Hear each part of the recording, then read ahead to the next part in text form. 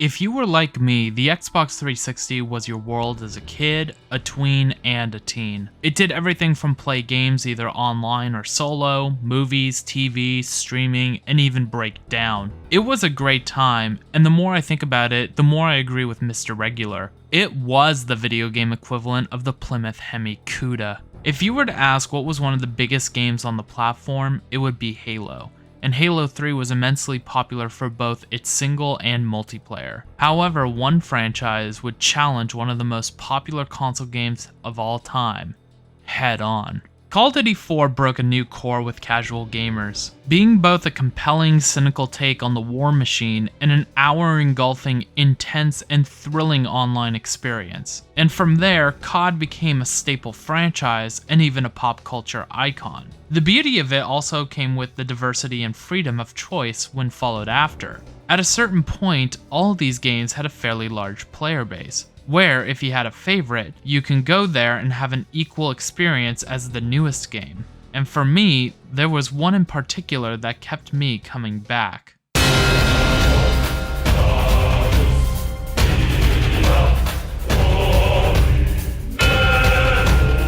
World at War might not be considered as the pinnacle of the franchise, but out of all the games, it is my favorite, with Modern Warfare being a very close second.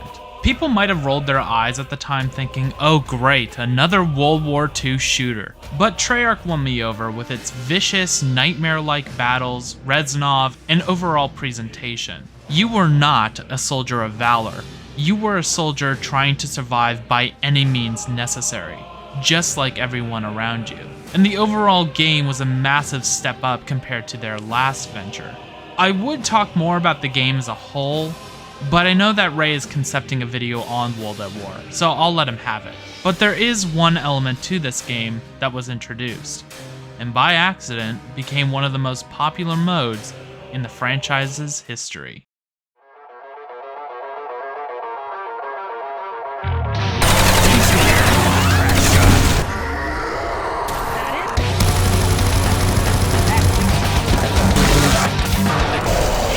Zombies.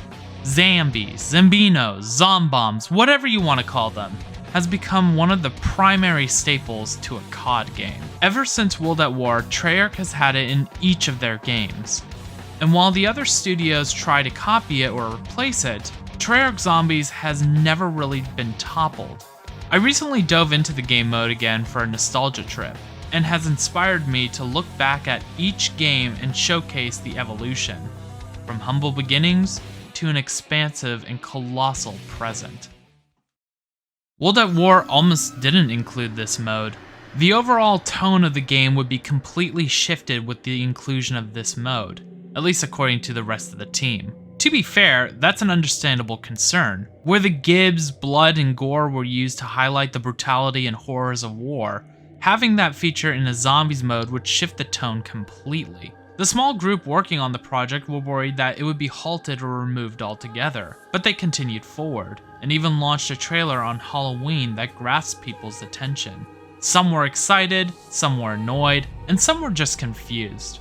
For me, I was scared of zombies at the time and the trailer terrified me. However, when the game came out, everyone's mood changed rather quickly. Nazi Zombies at this point was very clearly made from scraps. Nach der Untoten was essentially the bunker from the airfield multiplayer map, with some slight modifications. The zombies themselves were fairly clean looking, except for the ones that looked like they were charred on the barbecue, which on one level is a bit creepy. The clean zombies with their facial animations, movements, and sounds were quite terrifying at the time, and even a little unnerving to this day.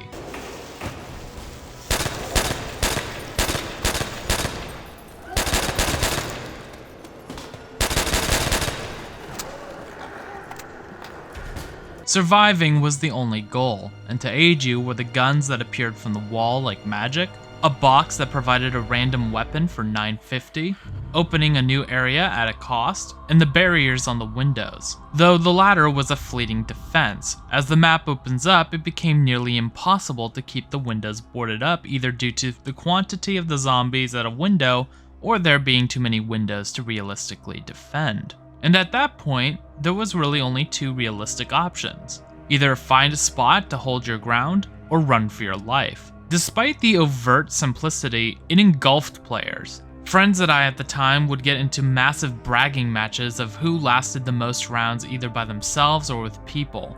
Exploits were found, and effectively patched, to get to higher and higher rounds, getting to the point where all the weapons, including the iconic ray gun, are effectively useless. Drops such as nukes, insta-kills, and max ammos became more scarce and more dependent.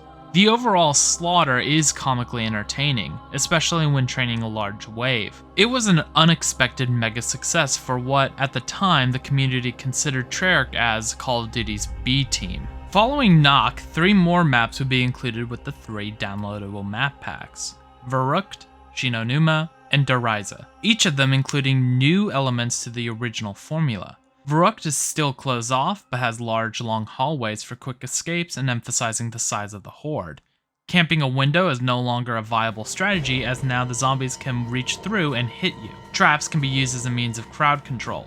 The box is no longer static, as it can now move around the map. Perks allow the players to gain a slight one-up on the zombies, and it divides the players into 2 teams of 2, working their way to the other side of the asylum to turn on the power. Shinonuma improves on Verrückt's design. The zombies now grab the window boards rather than bitch-slapping them off. Perk machines now randomly spawn in one of the 4 main points on the map. Wading through water slows down the player if walking normally. Hellhounds are introduced as a new enemy to break up the rounds, guaranteeing a max ammo if survival is achieved. The Wunderwaffe DG2 becomes the new weapon of choice over the ray gun.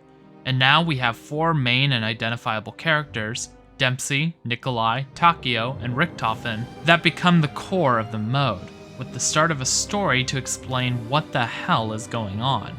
And the last map being Dariza, which is a combination of the enhancements and identities of the other maps, but brought together on one stage. Dariza, in particular, is essentially the jack of all trades, which is why, even to this day, after all these years later, it's still considered as the gold standard.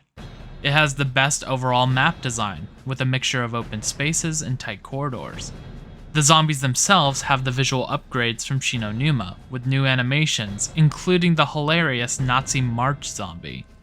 Dogs now spawn alongside the zombies in later rounds.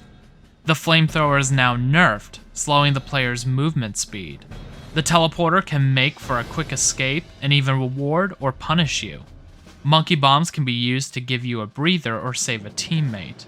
The tone of the map is classic zombie horror. Blood-splattered walls with printed hands conveying the desperation of help. The destruction, fire, and inclusion of more mystery in Element 115. The unknown looming threat of Group 935. And the supernatural factor of Samantha. And of course, this marks the introduction of the Pack-a-Punch machine, which turns your classic World War II weapon into a pew-pewing mechanism of zombie decontamination. But the brilliance of Dariza isn't because of those factors, but rather it comes back to the map design. A newbie can come in and learn the basics and tactics, and use those skills in any past or future zombie map. And a master can come in and find enjoyment in the ease of access and sustainability. Another element they worked on is the music. The original trailer reused the Eviction track from the main campaign. Producers Kevin Sherwood and Elena Siegman would work on composing a song for the first map. The composition of Lullaby of a Dead Man would play at the end of Nacht der Toten, and then the full song with the vocals of Siegman would play as an Easter egg to Verrückt. It would then spark a series of other songs composed by the duo. The One and Beauty of Annihilation would be instant classics to the fans, and the duo solidified their position as the composers of the mode. OG Zombies is supremely entertaining, even to this day. And what's great is that after all these years later, you can still grab a couple of friends and face the horde together. But with one massive caveat. World at War on the PC has its own online system, in which you create a profile within the game itself, being entirely separate from Steam. For a while, this was no issue, just create a profile and go. But at some point in 2016, something happened. Because nowadays, if you try to make a profile, it just doesn't. No matter what you type, regardless of internet connection, you cannot create a profile. From what I can gather, the reason behind this is that the game ran out of multiplayer CD keys, meaning those who had their profiles made prior to 2016 can still play online, while anyone after that year cannot. There are some posts in the Steam forums that claim to remedy this, but one of my friends tried them and to no avail. But there is one fix I found. Plutonium is a server hosting platform that remedies World at War as well as several other CoD games multiplayer. What you do is you and a friend create an account on Plutonium, add one another, launch the game from the Plutonium launcher, then one of you makes a private match, then type this command to start the game, and then your friends can join you. Though bear in mind that they will spawn in at round 2 or later depending on when they join, so you might want to restart the level. Oh, and it kicks everyone out of the makeshift lobby at the end of the game, so you'll have to go back into the private match tab again and repeat the process. It's annoying, but at least it works, though from what I can tell, modded maps do not work, which is why it might be easier and more convenient to go into the next game. Oh my God! It appears the Pentagon has been breached. Zombies. Gentlemen, at times like these, our capacity to retaliate must be and has to be massive to deter all forms of aggression. Gentlemen, lock and load.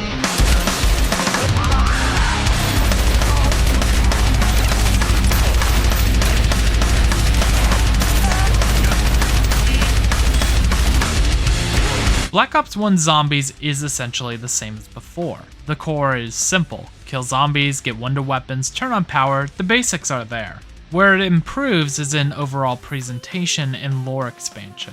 OG Zombies maps were overall good, with Deriza being the best. Black Ops 1 Zombies maps are a bit more dynamic in design, featuring elevators, slides, teleporters, low gravity, and all sorts of quick escape routes. Pack-a-Punch now requires a little more work to gain access to, and being in places where you cannot simply lock down the area. In 5, for example, it's in the Panic Room, which is a small, tight space area with an exposed window, and immediately sends in the main horde when the double doors reopen at DEFCON 1. In Kino der Toten, you use the teleporter to get to the projector room where the PAP is, which is zombie-free, but you have a limited amount of time before you're sent back down to the main map. There is only one map where the machine is in a static location where you can access it with ease, and that's on Ascension. But you first have to link the landers, wait for the rocket to launch or blow up, and then you can access it. Which is in a narrow area full of breakable windows and zombies that spawn from the ground. There are also the new perks, PhD Flopper, Stamina Up, Mule Kick, and Deadshot Daiquiri, which adds a new strategical element to the game. Because OG Zombies had 4 perks, Black Ops 1 implements a new rule. You can only have 4 perks at a time, so now you need to decide which perks work best for your run or between your team. And now you have new enemies to worry about besides zombies and dogs. There's the Pentagon Thief, who only appears in 5 and takes the player's guns. There are the new Nova Crawlers, which crawl on all 4s and explode into toxic Nova 6 gas. The Space Monkeys of Ascension, which replace dog rounds and steal perks by attacking the machines. The Napalm and Shrieker Zombies of Shangri-La, with the former preventing you from getting close due to the heat and exploding in a massive napalm explosion, and the latter causing a blinding and disorienting shriek.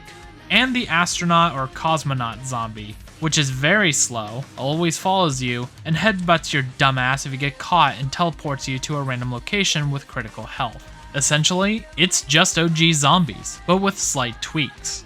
And George Romero. And that's what makes it so good. This is something that the original team realized. As long as you stick with the core formula, you can get experimental and create new wonderful moments. Players can play the main Horde game mode, or they can chase after the big Easter egg of each map. Completing them nets the player not only some lore moments, but also all the perks at the same time. And the new wonder weapons are entertainingly creative, without being completely broken. As much as I love the Wunderwaffe, it's stupidly powerful, but replacing it with the new ones like the Thunder Gun, Zap Guns, or Scavenger is very worth it, because those weapons are more multifaceted and have their own shortcomings. The Thunder Gun might be a one-shot wave-clearing monster, but its limited ammo supply means you have to use it when you absolutely have to. The Winter's Howl might slow down zombies, but its particle effects can be blinding, which can hinder a revive or escape. And the 3179JGB215, or the Shrink Ray, is stupidly entertaining, but with its effects working for such a short amount of time. It's so nice to see new and unique wonder weapons, it's almost more exciting than the maps themselves. And the best part is, you can actually have friends play with you, as Black Ops relies on Steam.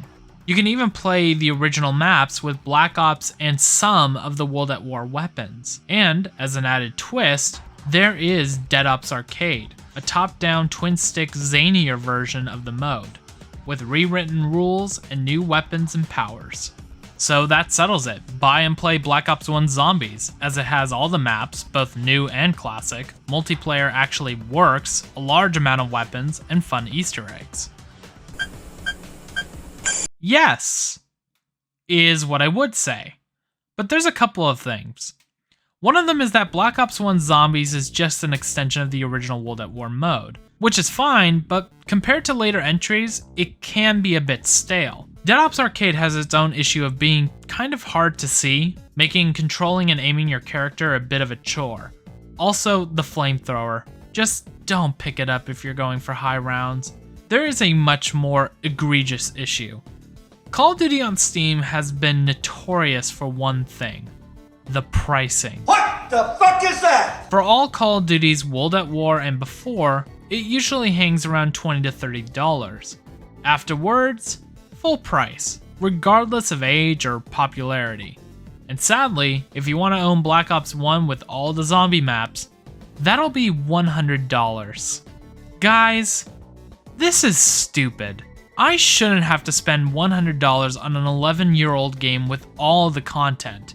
It's not even a rare hard copy or some canceled game. It's a download. A download of a game that still works online. Yes, you could wait for a sale, but its lowest price is only half off. Same with the DLCs. So you're still spending $50 total with the game and DLC. Fuck Activision. Sadly, that'll be the trend when it comes to the future games in this video. And speaking of disappointments,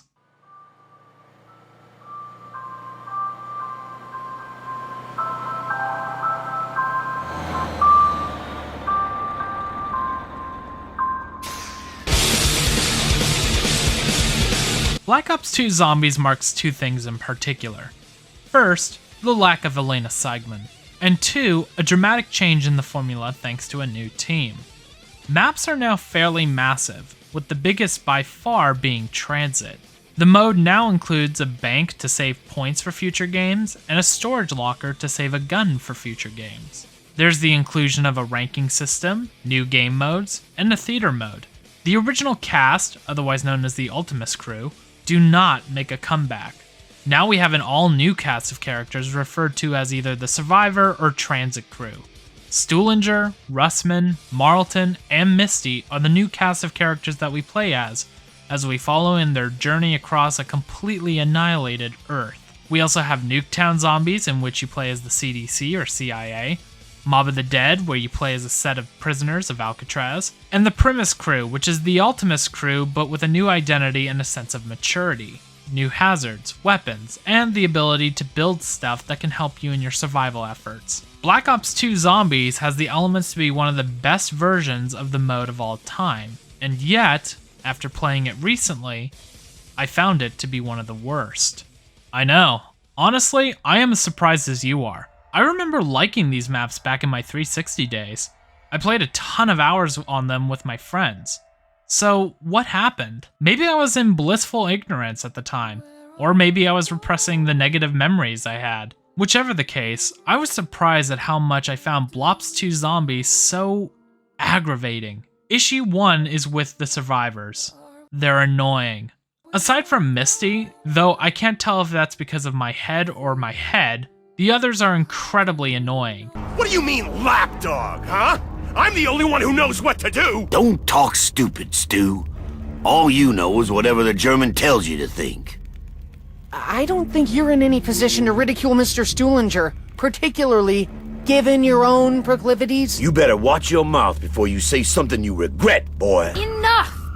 We need to remember why we're here. You could argue that's the same with the Ultimus crew, but the survivors are so unlikable I wish I could mute them.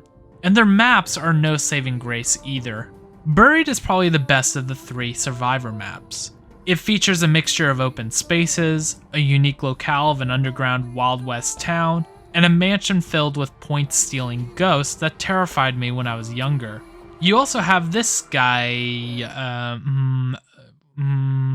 Arthur, who can aid you in getting into other parts of the map. He also can fight zombies, assist you in building items, prevent the box from rolling up Teddy Bear, and so much more. Plus, this map includes one of the coolest and most interesting new perks. Vulture's Aid is a perk that does a couple of things. It allows the player to see where all the buyables are on the map. It also has the chance for zombies to drop little bits of ammo and extra points, and reveals smelly zombies that emit a gas that, when killed and you stand in this gas, will hide you from the other zombies, causing them to flee in the opposite direction. It's actually an amazing perk that I'm surprised never saw a return.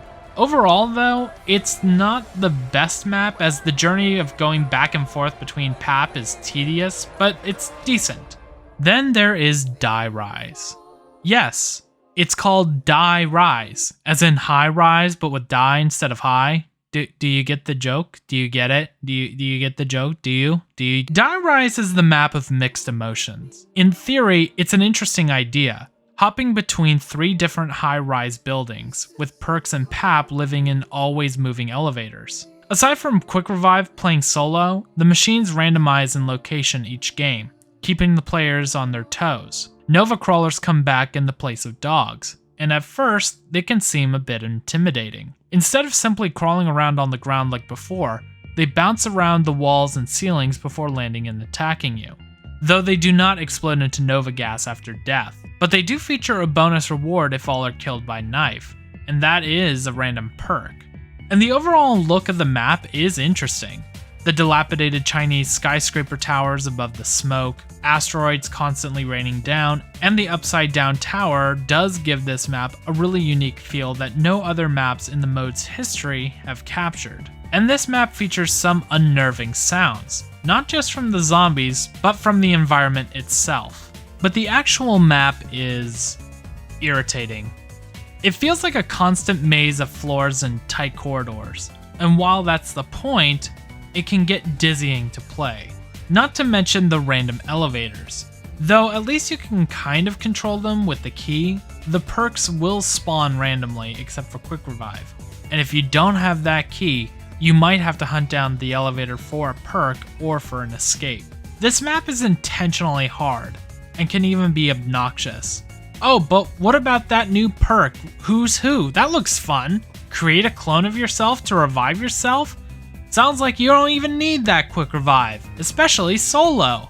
I'm going to be as frank as possible. This is objectively the worst perk ever. Because first, the clone of yourself is only equipped with a non-papped pistol. Second, if you're playing solo or you're the last one alive, all the zombies will immediately beeline for you. And third, if you have this and Quick Revive at the same time on a solo run, Who's Who completely negates Quick Revive. And if your clone dies, your run ends. And man, if you get Who's Who from the random perk drop, you might as well end it there. So that's Die Rise, an interesting combination of ideas ruined by its own existence. But thankfully, you can still find some level of enjoyment in this map, unlike the next one. Transit. You know, I remember liking this map as a kid and was kind of good at it. And that was a hot and arguably terrible take even back then. Now though, oh god, this map. What's disappointing is that in theory, it can be a really, really cool map. A massive, gigantic sandbox with an upgradable vehicle, places to explore, with their own identity and secrets. And it has the second coolest of the new perks, Tombstone, where if you die with Tombstone, you can quickly get your perks and guns back from your death location. Sadly, there is so much more that is annoying. The first is kind of blatant. This fog is a thick-ass boy. Now I get it, the world is essentially destroyed. There should be fire, cracks in the earth, and large clouds of smoke. But I literally can't see a damn thing. Which is especially annoying because there are places to go that are indeed in the fog. And if you're doing the Easter egg on this map, or the jet gun parts, you have to go into the fog. And you can easily get lost in it. Aesthetically, it makes sense, and it even has this cool effect with the bus as it billows around it when the bus comes out to a stop. But God, it's a bit too thick. Also, you have these little fuckers jumping or trying to jump on your head. Sure, they're easy to kill, but do they have to spawn so fast after one another? You better hope that you have the Bowie or the Galvanuckles, otherwise enjoy wasting constant ammo. By the way, where is the Bowie? It's here, in this shack, way out in the fog, in the forest. Have fun killing endless amounts of these imitation jockeys. You don't even get points for killing them. Transit is better with friends, but now you and 3 other people are tolerating the experience. And the steps you have to take in order to get Pack-a-Punch is stupid. I'm sure that there are people that can deal with the annoyances of this map, but that takes quite a while to practice. And I'm not going to waste my time doing that. If you really want to play Transit, just play the survival versions in either the town or the bus depot. The Survivor crew maps can be seen as an overall mixed bag. But as for the other 3 maps, that's a different story. Nuketown Zombies is an interesting map as it directly correlates with the events of Moon. The map itself is simple. It's Nuketown, but with zombies. And in Zombies tradition, there's debris everywhere and you cannot jump over certain things. And the perk and PAP machines will spawn in random locations. It's one of the simplest maps in the mode's history, but it achieves some enjoyment for its challenge since there's no windows to board up and its presentation. At the end of the day, it's Nuketown. You either love it or hate it.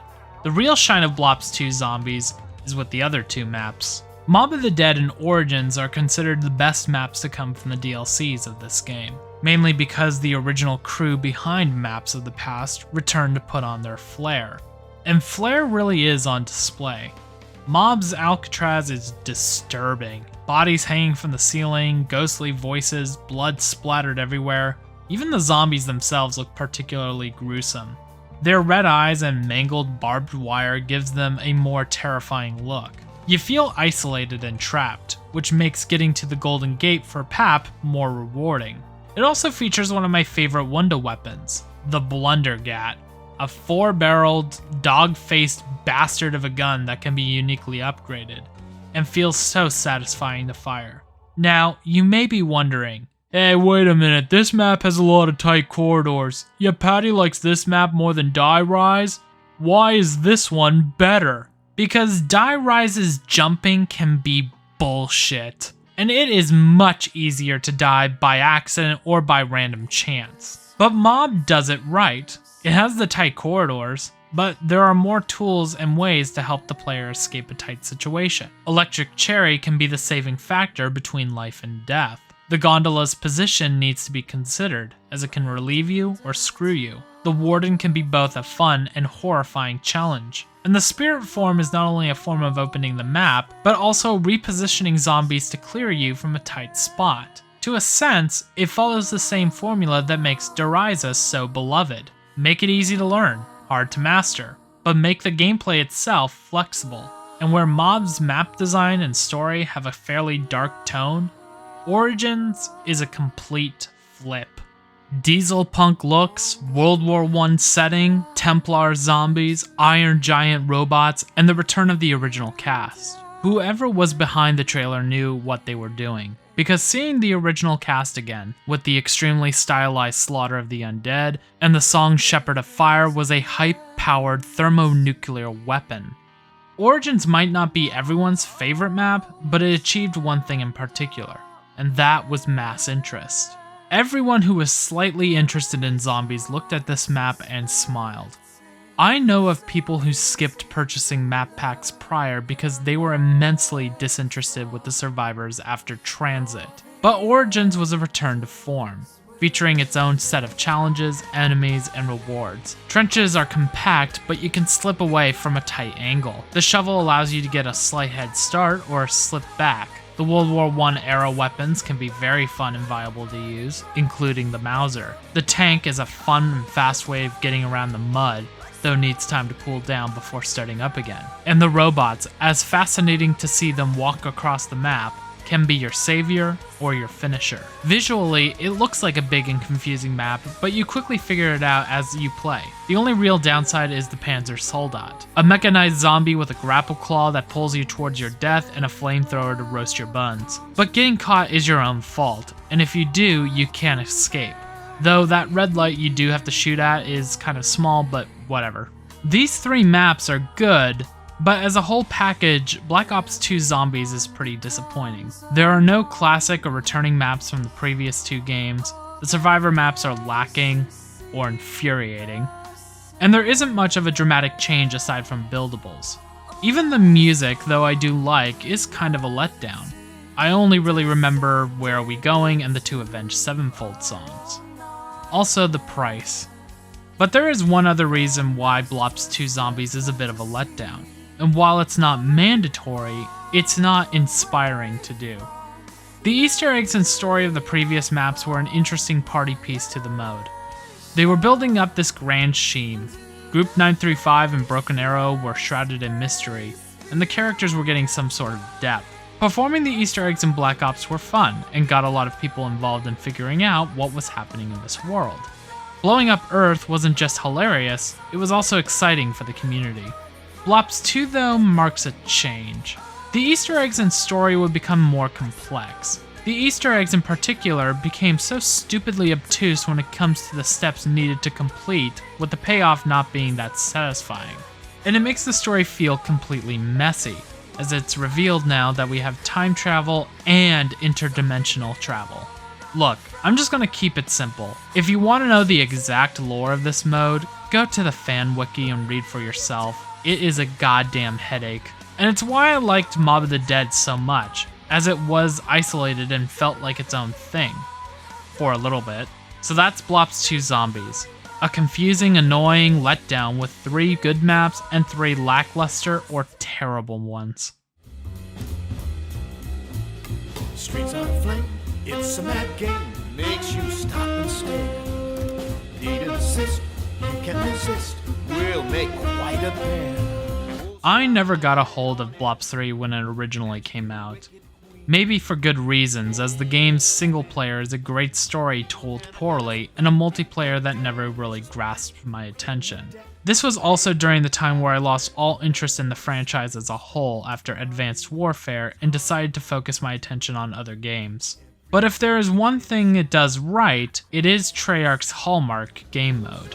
Black Ops 3 Zombies is where the divisiveness of the community opinion shines brightest, and for good reason. The introduction of gobblegums and the shameless pushing of microtransactions for more of them is annoying, but it can be ignored. In fact, you could ignore gobblegums altogether. I know I did, mostly by accident. But when you do use them though, it does provide a fun twist to the game. Don't think of them as perk replacers, rather as a get out of jail free card. They modify the game slightly to your favor, or provide a source of entertainment, with the more powerful hidden behind RNG. Thankfully, the currency you need to get the more powerful gobbles is very easy to obtain just by playing the game. And those familiar with navigating the mode will get the currency with ease. Though if you don't want RNG, you can also use the cookbook to make certain types of gobbles. The gobbles aren't the only big change. Leveling returns, and this time has more purpose, giving you access to the guns in the weapon kits tab, where you can customize and add attachments to your favorite zombie killing tool. No more do you have to pap your bolt action sniper rifle over and over again just to get the one without the iron sights. You can just remove the scope prior to the match. That is, if you have the attachment, as weapon levels are introduced, including their own series of challenges. Completing them will access you to new gear and even skins. Or if you're feeling artsy, you can have your own paint job. So you might be asking, if you can customize your weapons with so many attachments and upgrades, what's the point of papping them? Surprisingly, there still is. Papping your gun the first time, it increases the damage and maybe increases the magazine size, depending on the weapon. The following times you use the machine, it now adds a random module, which changes the function of the gun. There are 5 modules that you can cycle through: Blast Furnace, Fireworks, Turned, Dead Wire, and Thunderwall. It allows for such a change in the dynamic and the weapon strategy. No more praying for a Wonder Gun or an HMG. Now you can have 2 or 3 weapons with different effects that change the flow of your runs. Of course, the main changes come in-game. Gone is the Dolphin Dive. Now you have Sliding, which actually serves as a great way to get out of a sticky situation. Base health is increased, taking 3 hits to go down without Jug compared to 2. Zombies not only look scarier, but they also react and respond to your shots and stabs, being jolted or thrown back. New enemy types and obstacles give more charm to each map. The new perk Widow's Wine gives the player a chance to escape and is actually useful and not a top piece of garbage! They even brought back Wonder Fizz from Origins and put it in all the maps, including Knock. But by far the biggest change is the graphical overhaul. Doriza looked decent for the time, but here, now known as the Giant, it looks like a whole new beast. That warm glow of the fire, the blue glow of the electrical current, and the overall tone gives the classic map almost a new identity. Even the new maps feel genuinely exciting and interesting to explore. Shadows of Evil has a beautiful Art Deco style with the mixture of pure carnage. Der Eisendrache. Am I saying that right? Der Eisendrache. Is it Der Eisendrache? I'm not German. Might be a knockoff of Castle Wolfenstein, but has so many details and lore nods it feels satisfying to conquer. Gerold Kravi is hysterically ludicrous with the dragon and mechs, and Revelations, well, that one is a head trip, as it basically is a combination of all the maps. Literally. You could tell the story has gone in an extreme direction. Cthulhu's squid monsters, giant spiders, dragons, it's all silly. I'm not going to decipher the story as it's its own beast. But if we're getting locales and spectacles like this, I'll take it. These maps are so interesting and packed with their own character, it's amazing that it turned out this good. Even the returning maps, Knock, Varrock, Shino, Giant, Kino, Ascension, Shangri, Moon, and Origins have such an incredible presence. It's a shame that we didn't get all of the old maps like Mob, Call, and 5, but what they have is already impressive, and I'm happy that they didn't bring back something I hate. They even reimagined Dead Up's Arcade, giving that mode more zany, wacky elements that made the original so popular. 14 maps total, with so much to do, see, and play with. At first, they seem daunting and even confusing, but you become appreciative of how you can adapt and understand by exploring and paying attention. And the more you become knowledgeable of the gobbles, the more confident you feel. I know people are going to defend the previous games as versions, but for me, this feels like the zenith, the one. This is genuinely becoming one of my favorite zombie modes. And that's why it pains me to say not to get it right away. Holy crap, this monetization is absurd. $100 for all the zombies maps. Oh, but it gets even more annoying than that. Let's say I'm a new customer for this game and I want to buy it for the zombies. And when you go to the store page, you see the Zombie Chronicles and Zombie Deluxe editions. The former only has Zombie Chronicles, which is the classic zombie maps minus the Giant. The latter has all the maps, new, classic, the Giant, and a bunch of bullshit. Then, if there's anything that the PC version of Black Ops 3 should have done, it's this. Black Ops 2 Zombies was nice because you could download that mode independently from the rest of the game. It was nice because that meant you didn't have a file that was full of stuff you clearly were not interested in. Sadly, you cannot have that flexibility anymore, so you're gonna have this bloated game file eating away at your hard drive for one mode. As for faults with the gameplay, there really isn't much. There really aren't any other new perks aside from Widow's Wine. There is the return of Electric Cherry, but really, was anyone asking for Deadshot Daiquiri again? Gobble Gums, depending on who you ask, are a great addition or the start of a ruination. Aside from those gripes, this is seriously a great mode, and it feels like a genuine upgrade to the formula. Just buy the game when it goes on sale.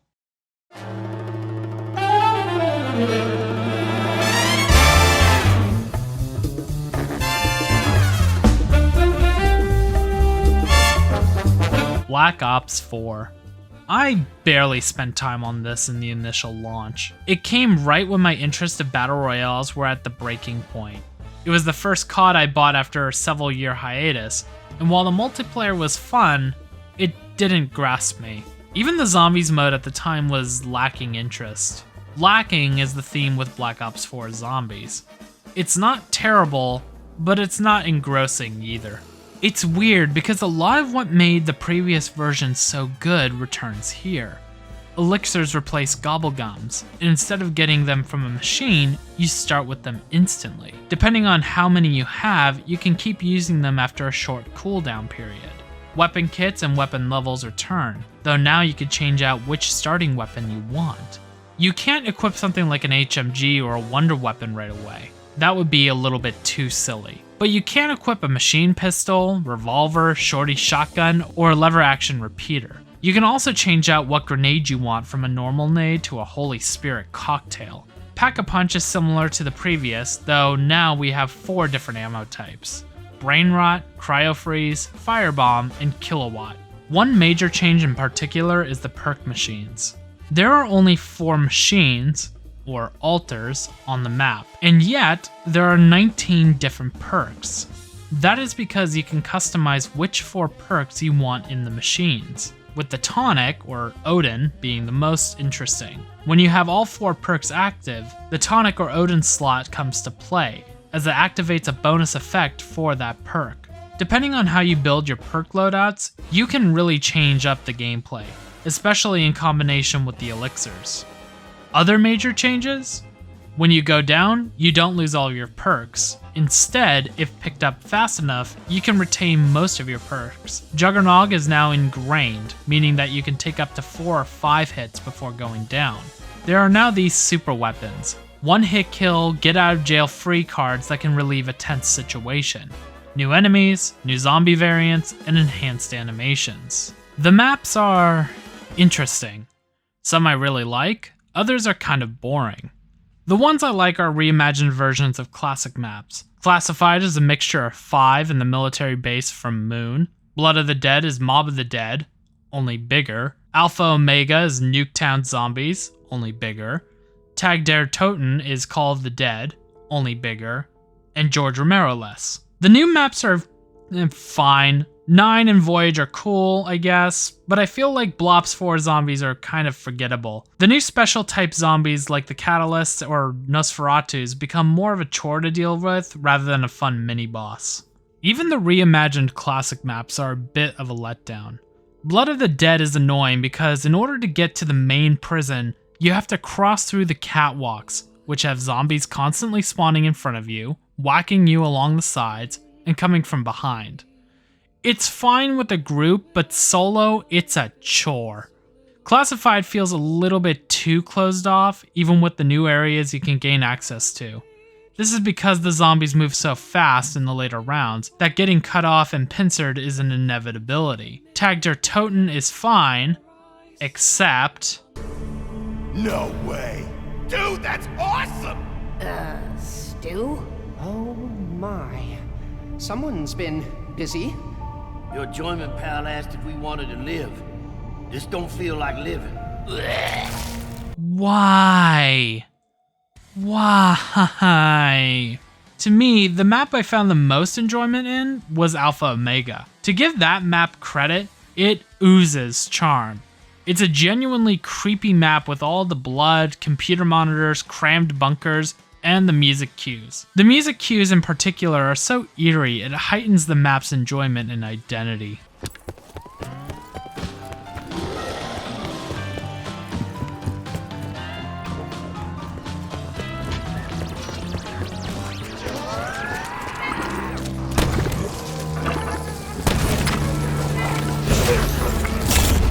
Identity.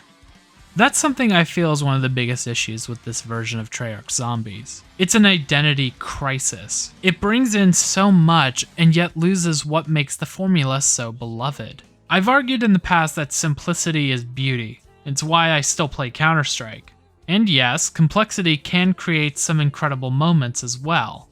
But making a simple formula like CoD Zombies and making it more dynamic, well, that's a slippery slope. BLOPS 3 was pushing it, but the team knew their limits, and in my mind revolutionized the mode. BLOPS 4, though, goes a bit way too far. By adding in the amount of customization it has, it slaps the core of the mode in the face, limiting depth. Yeah, you can just play normally, but you really can't, can you, with all the weapon kit upgrades, the new perk machines, talismans, special abilities, and whatnot. But hey, it's not like anyone's rushing to play this anyway, and even though I haven't played it yet, I feel like it's the same situation with Cold Wars. Treyarch struck an unexpected goldmine with Zombies, so much so that the player base would be in miss of the mode when an Infinity Ward CoD released, and at one point, both Infinity Ward and Sledgehammer would try to compete with their own takes on the modes. Extinction, Exo-Zombies, Zombies in Spaceland, and Sledgehammer's Nazi Zombies. And annoyingly, in order to play Extinction, I had to buy Ghosts.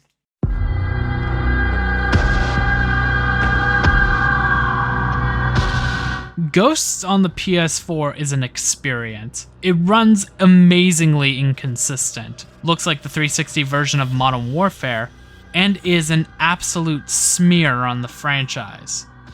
But Extinction was the first non-Treyarch Horde-like mode added to a Call of Duty game, so I had to check it out. Hey, wait a minute, those aren't zombies, those are aliens! Zombies ain't aliens! Zombies ain't aliens! You are a liar! You are a liar! Yes, these aren't zombies. But like the Zombies mode, Extinction shares quite a lot from the former. Your hordes of enemies, buyable weapons, traps, and perks. Where it differs is how the gameplay loop works. You pick a class where each one has its own focus, such as health or damage, pick your loadout, and load in.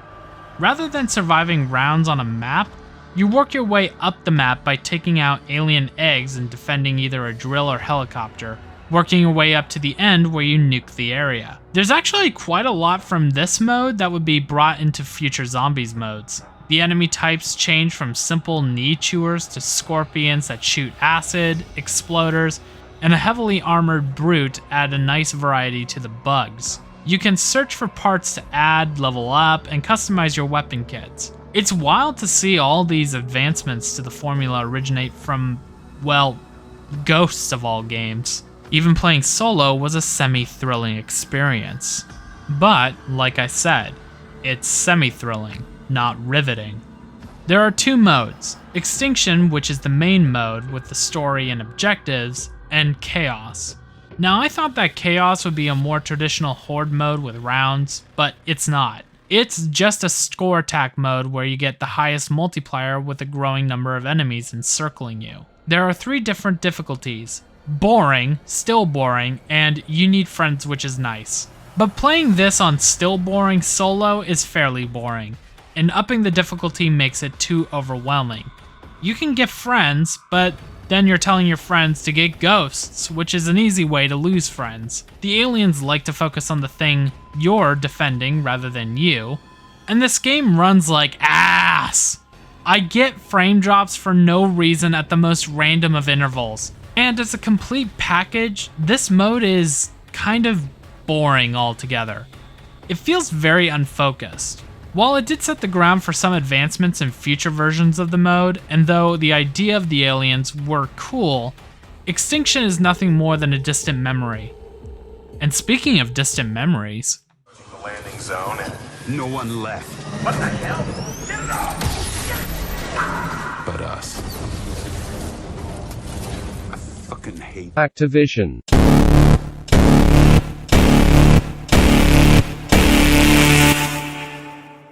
Kevin Spacey's Call of Duty: The Kevin Spacey Experience really was an unremarkable game, except for that one moment. and Exo-Zombies fits with that term. The mode was first introduced as an Easter egg to one of the survival maps. It was actually pretty well done and a great way to tease fans that zombies would be back. Never playing it before making this video, I was thrilled to try it out. Except... Additional COD? Oh, for God. Ah! Why? Why? Why do you do this? What? This is stupid! I'm gonna have to spend money again. Gonna have to get to Activision! I have to spend $15! Mission Control, we have a belligerent dumbass here that won't cooperate. After paying Acticrap another $15, I tried Outbreak, the first official Exo-Zombies map, and it's weird. There are a couple of things I like. For one is the music. Elena Siegman and Kevin Sherwood might win my heart and soul for the One, Beauty of Annihilation, and Abracadabra, but Chris Vrenna crafted a pretty interesting and catchy soundtrack for this map. There's also the way you can deal with zombies. Want to make a crawler? Well, you don't need to use a grenade, you can just simply shoot off their legs. Another addition is the new version of drops. There's your classic ones like max ammo, called full ammo, and nuke, called DNA bomb, but you periodically get Atlas drops. These contain things like turrets, drones, and camo. They also stay on the map indefinitely and only disappear when collected. There's also the variety of zombies you have to deal with. You start with generic regular zombies, but the later rounds the Exos come out and they really mix up the gameplay. EMP zombies disable your electronics, making you feel vulnerable. Chargers push through the pack and hunt you relentlessly. Hosts will infect you, and you only have a limited amount of time to decontaminate yourself before losing, and any zombie with an exosuit will have the ability to keep up with you very quickly. The suit itself does provide an extra layer of chaos. Sure, you can double jump and dash away, but even that doesn't contain the horde. But it is nice to have this extra bit of movement as it can help in a sticky situation. I'm actually surprised something like the exosuit hasn't made a return. Then again, maybe for a good reason, as Exo-Zombies is kind of lackluster. First off, the map Outbreak is puny. If Nuketown Zombies didn't exist, then this would probably be the smallest map in the history of the mode. It's cramped with very narrow corridors, and only 2 real places to train and hold out. Second, because of the invisible walls, having the exosuit is not really a free feeling. I felt like this gate at the start area could be hopped over with the suit, but nope, invisible wall. Crawlers or final zombies can live forever, and depending on who you ask, can either be a good or a bad thing. And lastly, and most importantly, the upgrade station is a joke. There are several upgrade stations littered throughout the map. You can upgrade your weapon up to 16 times. Now that might sound interesting, but here's the 1st, 2nd, the 5th, the 9th, and the 11th upgrade. It doesn't fire dramatically different, it doesn't feel like much of a damage upgrade, it just feels like I'm spending 5,000 points for a skin and maybe an attachment later down the road. Also, one more point I want to make. You know how I mentioned the host zombies? There's only one quarantine pad on the entire map, and there is a dog-like round where they come at you. Have fun with that. All in all, Exo-Zombies has some interesting ideas, but lacking the polish and charm of a Treyarch venture. Exo-Zombies. It's something. Infinite Warfare's single player is shockingly good.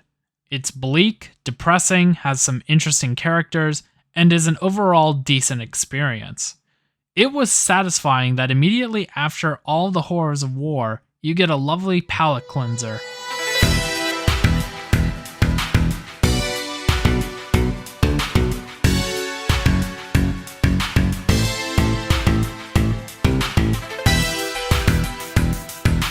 Zombies in Spaceland is goofy, self-aware, and totally radical.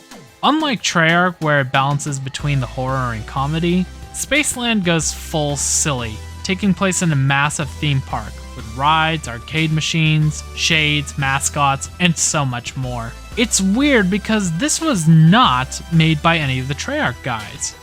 All of this was done in the Infinity Ward house. There are other fun ideas that I really like. The Afterlife arcade, where you have to play arcade machines to get enough tickets for another life. The Infinite Warfare laser guns fit perfectly with the overall design. The map itself is enjoyable with so much detail and charm, with easy places to train, and has a fair amount of tight corridors. There's also some features that are still isolated to this version. Souvenir coins randomly dropped can craft deadly and useful traps that you can place anywhere on the map. There's the fake cards, which act similarly to gobblegums or elixirs. There are even drops like infinite grenades or ammo that have never returned to future games. The best part of the mode, though, is the overall tone.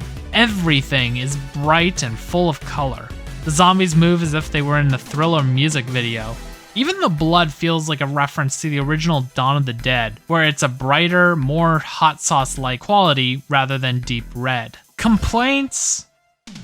Honestly, they're pretty minimal, but the cutscenes are made using the cheapest flash animation possible.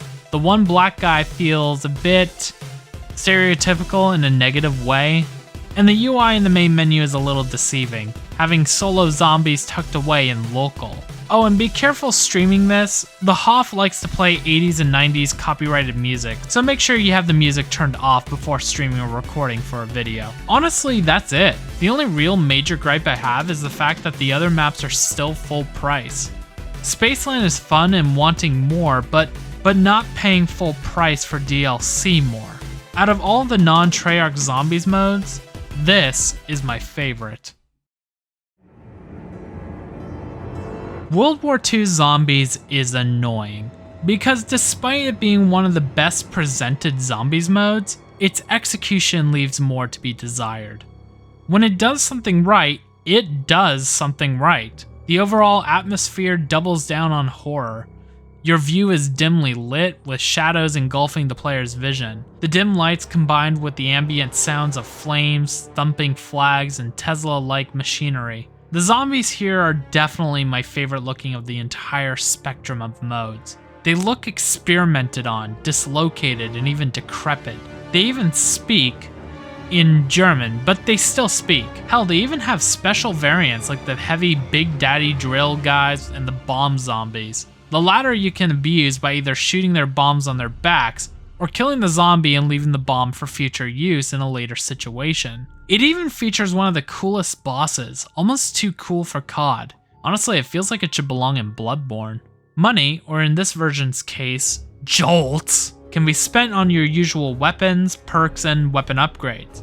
And armor, which is like Jug, but separate from the other perks. Though doing these can be a bit risky, as with the perks, you have to wait till the perk zaps into your system, and the Pack-a-Punch takes about 15 to 20 seconds to complete the process. It's a gamble that can make or break your current situation, which adds a great amount of tension. Compared to Exo Zombies, Sledgehammer did a really good job upgrading and tuning up their previous attempt. Honestly, it has everything you can ask for a great horde mode.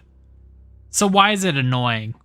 First off, this is the easiest version of Zombies I have ever played. The AI pathing purposely does these overextended running animations when rounding a corner, meaning you can easily abuse it and walk right in the middle of a horde without much or any risk. Weapons, even when not upgraded, feel immensely strong, and upgrading the weapons is kind of a letdown. Their sound doesn't change, no crazy attachments, only a name and skin change. There's probably a damage boost, but like I said, the stock weapons feel strong enough, even in later rounds. Not to mention that there's a perk that just boosts your weapon's damage. Actually, another thing about the weapons is that the ammo pool is so generous. You know how Black Ops 1 had an overall lack of ammo? Well, I guess someone at Sledgehammer was worried about that, so they made sure that the player got an actual dump truck full of ammo. And if you ever get to the point where somehow you run out, you can use the upgrade table to buy more. Not to mention, one of the ultimate moves you can get is infinite ammo, which recharges very quickly and has some hilarious results. Second is the customization. You know how I mentioned BLOPS 4 Zombies was hindered thanks to the amount of customization? Okay, that same Sledgehammer guy who gave us the endless ammo got really drunk one night, looked at BLOPS 4 Zombies and said, "I want that, but more." World War II's multiplayer was filled to the brim with loot boxes, lackluster, overpriced cosmetics, and dumb crap.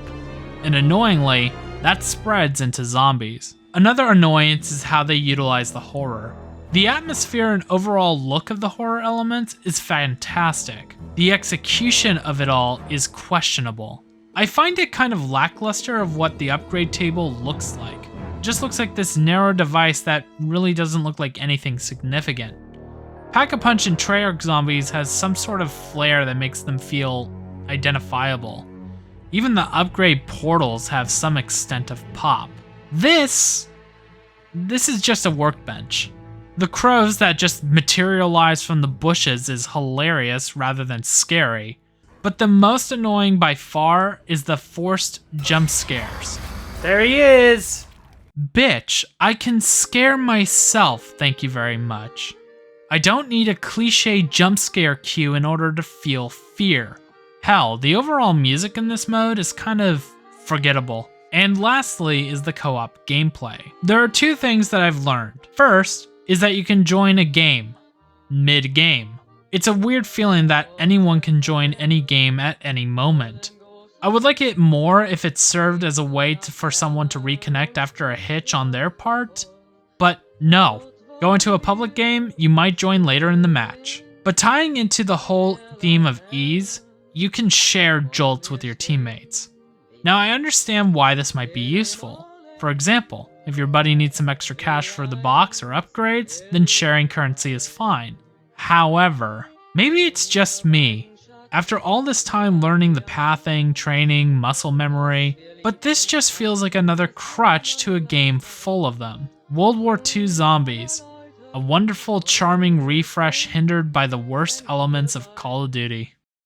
There is one more element to the Zombies mode, and that is the community maps. World at War and Black Ops 3 have their creation tools available for the public. And man, the amount of imagination the community has come up with is incredible. Recreations of classic maps, reinterpretations, brand new original maps with their own stories. It's not just the maps, but it's everything in between. Custom weapons, custom perks, custom traps, custom endings. Hell, some have completely remade the game as a whole.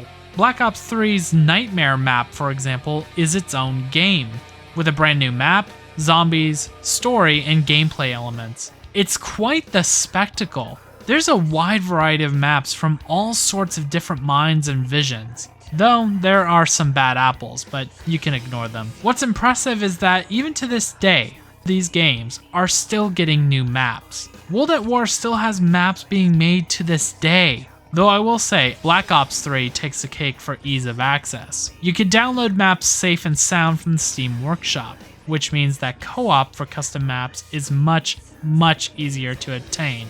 If you're never going to get a map pack, you don't have to worry about stale content thanks to the community.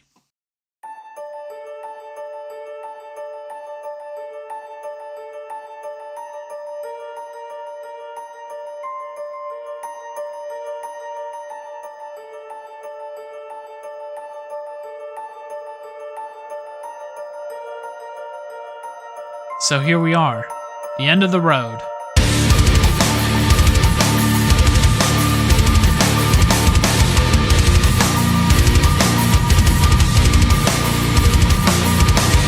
It's amazing that despite the time that has gone by, despite the potential of competition, no one has really come close. Horde modes have existed and been reinterpreted, even within the same franchise. And yet no one can break that barrier. Why is that? Why has it no other developer could come close to matching Treyarch Zombies? I think it's because of a couple of things. The charm and charisma of the maps and overbranching, though somewhat confusing universe, the simple yet dynamic rules and engagement, and the community support and experimentation. It's a timeless combination of factors that makes the mode king. And while I might not be in full support of the direction it's currently going, at least I can go back to any of the previous games and still find a level of enjoyment that I found on day one.